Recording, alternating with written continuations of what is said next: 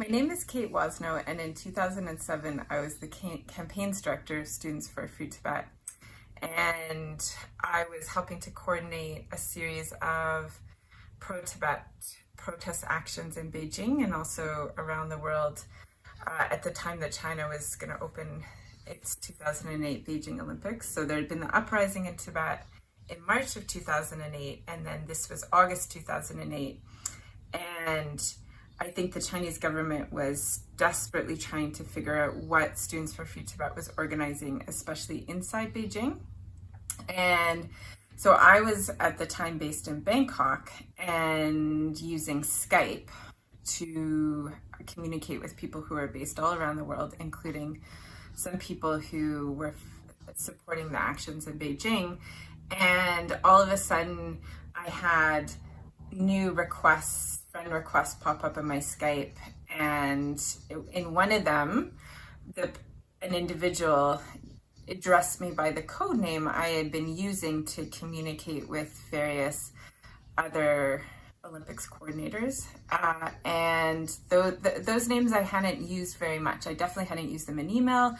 Maybe at the time I remember we were using Hushmail, so it did weird me out. I remember thinking, oh, who is trying to contact me from my code name? And it was a Beijing number, and or it might have been a Hong Kong number. It's either Beijing or Hong Kong number, but they were clearly trying to figure out if I was in Hong Kong. So they were addressing me in a very personal way and actually asking if I was interested in doing business with them.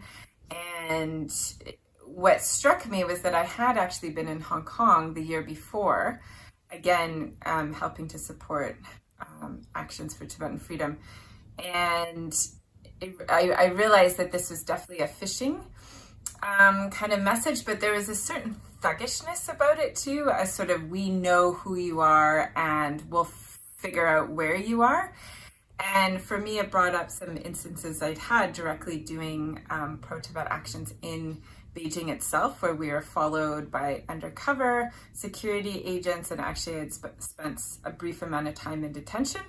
And so it felt very much like that, like, we're going to follow you, we're going to track you, we're going to try and intimidate you. And I remember thinking, oh wow, like that was the first time I realized that sort of intimidation was moving online.